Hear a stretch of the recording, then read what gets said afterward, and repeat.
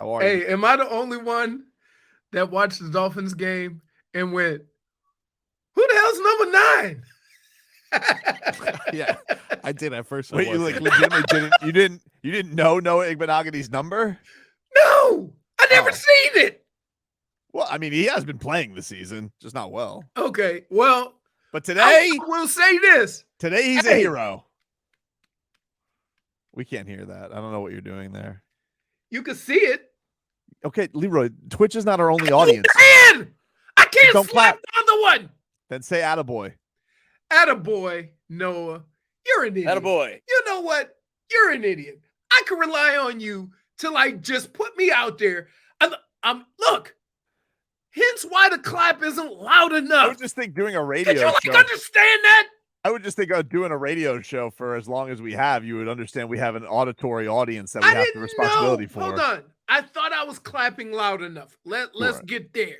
Nope. But if you couldn't hear it, could you at least understand that I'm standing over here like a slot machine with one arm? It was a light tap.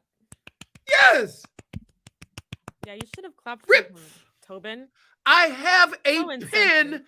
and a screw in my thumb, and I'm a little hesitant to whack the other hand. All right. Well, now you're lashing out. my I mean, nobody goodness. made you clap. I mean, you chose to go that route. Oh my goodness. You know what? Marcos, -1. -1 to Tobin for being not understanding. -1. -1 to Tobin for not having my damn back. -1. -1 to you for not having No. our radio audiences back. -1. So And for wait, Sass. let me get For this straight. Sass. I got a -1 for not hitting my busted up hand hard enough so the people on radio can You hear. didn't have to clap. -1. I love how Again. this is the way we start a show. 10:05. 10:05.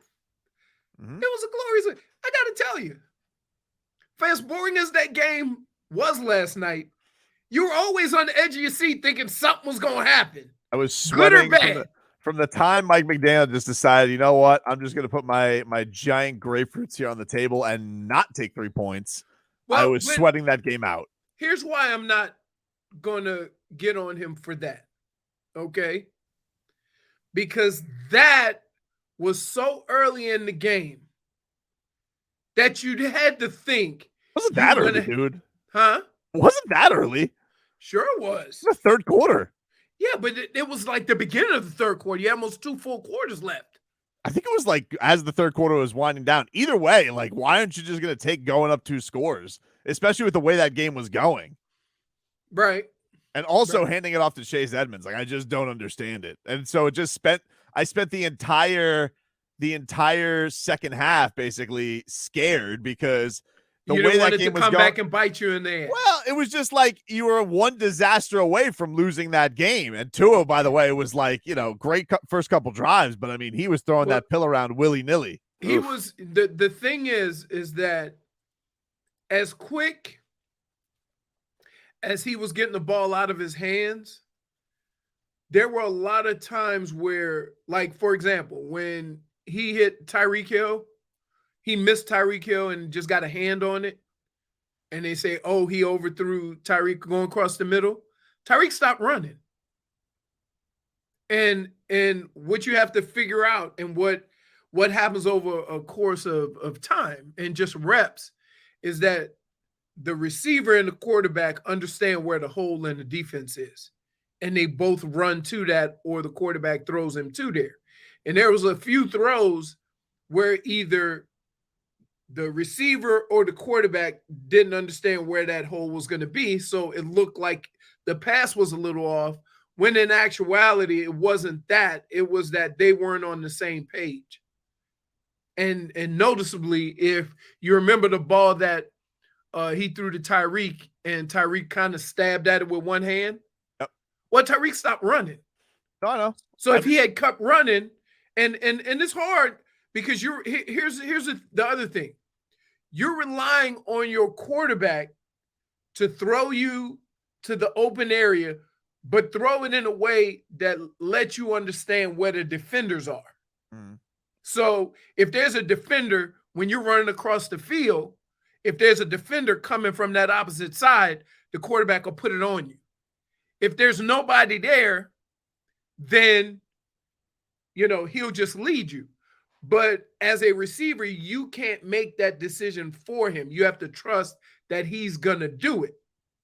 And I think that was a couple of issues. Now, they did bail him out a lot. They bailed him out a few times because there was a lot of 4 dropped interceptions. No, yeah, that too. But there were a lot of receivers that made, pretty good catches. Yeah, he looked rusty. Yeah. He looked rusty. Apologize the most. Hey, by the way, not for nothing, I put it out there. I said, I'm really enjoying the way Mostert is running the ball downhill. He looked great. And it looks different than the first couple of weeks. So let's not, let's not you act can just say like you're wrong. Let's not act like he's always. Don't say he's doing there. different. Don't say he's doing different stuff. Just say you were wrong. I mean, like when it's me, No, if it was me no. having that take, you'd be all over me. He's I mean, like just apologize to most. Whoa. He's running the football differently. Okay, dude. You know what? Like, if I were to say the same thing you were But saying, he is! you would be all over me, dude. But he is. Whenever I say that about a player, Whoa, if I say he's doing different things, I get the business from you. Hold on. What was my complaint about Mostert? You said that he's only an outside runner. Why is that? Because he gets the ball inside. He's a fast guy. And he gets the ball inside and he was kind of called him a pretty boy. Huh? You called him a pretty boy runner. Yep. And Not how true. did he run the ball yesterday? Like a man. Right. Okay, so there. You made my point for me. He's done this a couple games now, though. No, I don't. You agree with me? I don't. Yes, you do. You said, he was running like a pretty boy, then he ran like a man. You Sounds can't like agree with the opposite take that you had. You disagreed. You said he couldn't do it. That's why you said give the ball to Chase Edmonds because I never which saw I never want to happen. By the way, what in the hell is wrong with this man's hands? Because they got him in there because they've seen him catch the football. He's the new Justice Winslow. He has lobster claws for hands. Let me tell you what it is. There's a big difference in catching a football in practice going up the middle and catching the football with people there. And every mini camp, we see these receivers running across the middle. Oh, willy-nilly in they shorts, right? And we think to ourselves, ooh, I can't wait till he get hit. And that's what it seems like. It seems like as soon as there's people around, he can't catch. Look, dude, I don't trust him anymore. I haven't trusted him since he dropped that touchdown against Cincinnati, and I'm tired of them giving him key opportunities. I think he dropped. Would you say it would have been a tough catch? But he dropped the one when he ran that angle route. Yeah, he dropped that one, and then like even when they run the football, it's like I'll give you like 3 yards. Like when they were going on a 4th down, I'm like the play is handed off to Edmonds. It's a read, dude. That's the play. You're counting bodies. It's an RPO. Okay, dude, count his body and tell me, hey, let's not give him the football to get this play. Because I can count him out. I'm just telling you, on those plays, everybody gets upset that it's a run play. But that's not what it is. They run a run pass check, they get to the line of scrimmage, and they count bodies. All right, well, they should go like this.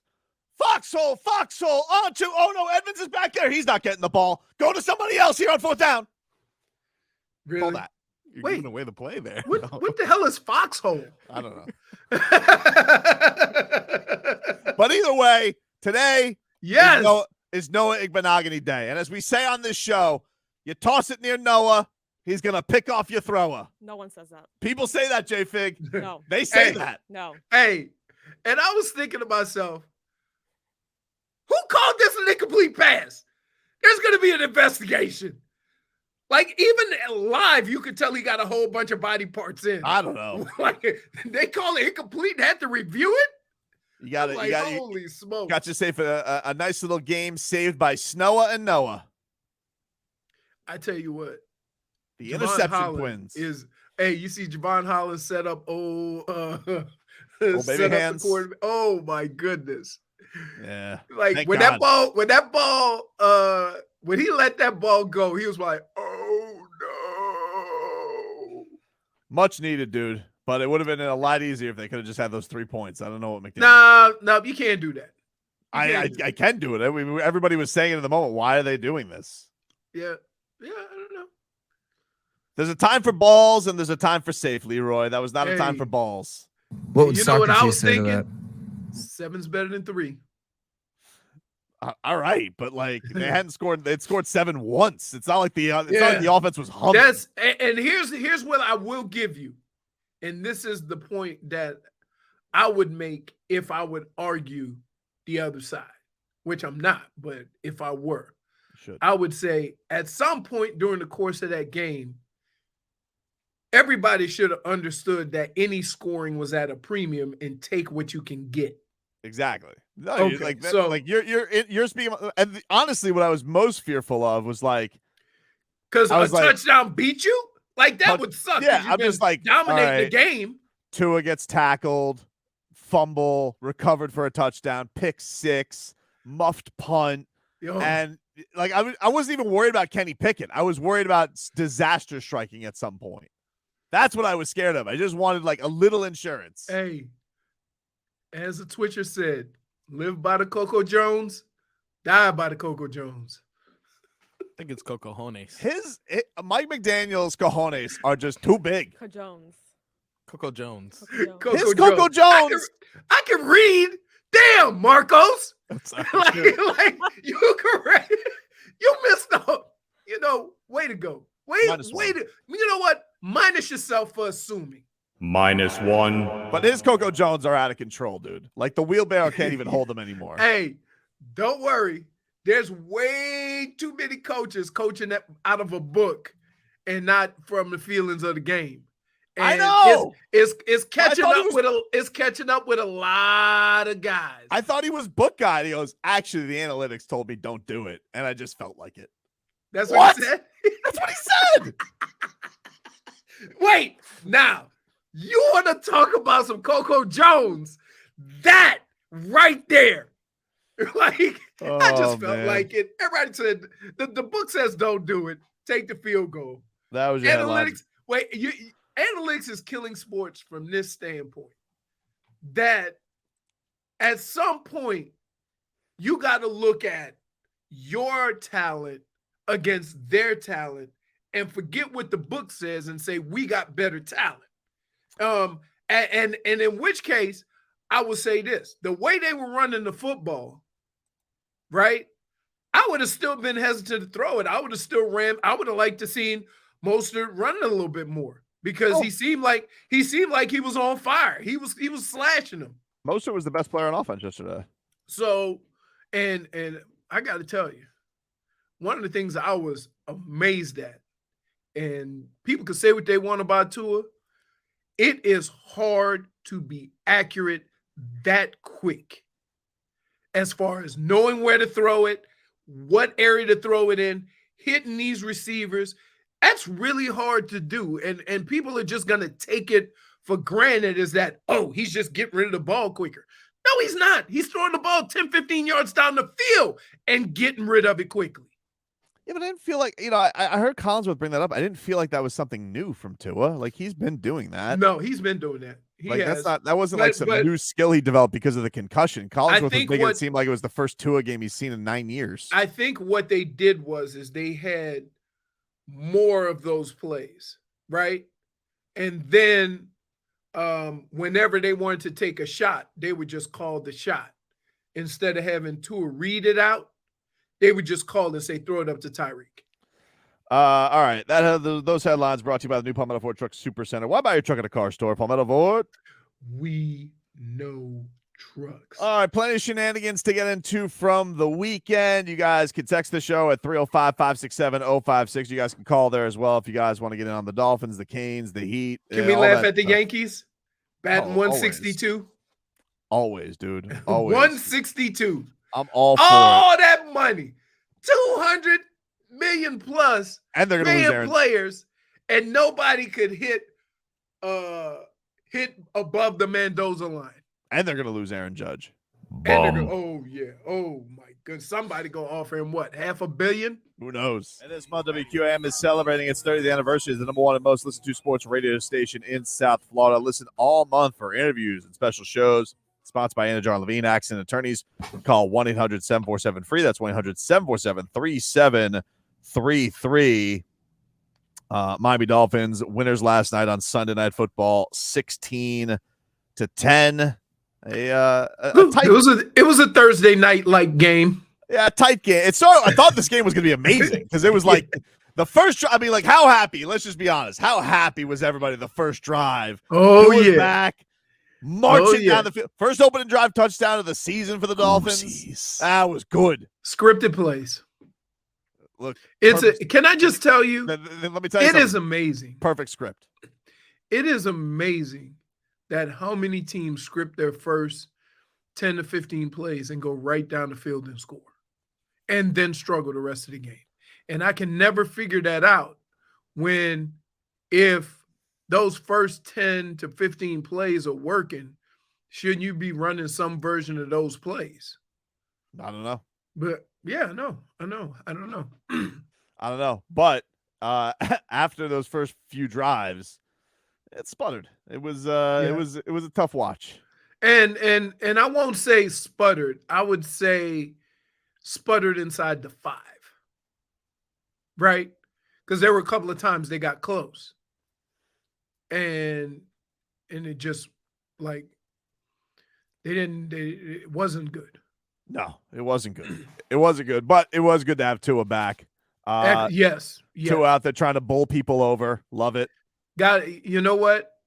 That was for Tua. That wasn't for anybody else. I know.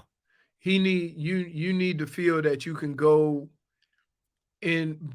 return from energy or return from an injury and just be able to go play. And I think once he got over that hump, then he could relax and just play football. Here is Mike McDaniel on his quarterback's performance back from injury. No, it's not an easy thing to do, because we were on a Thursday night game in Cincinnati when he last played. Those games you don't have full speed practices, so his last full speed practice was before the Buffalo game, which is our third game of the season.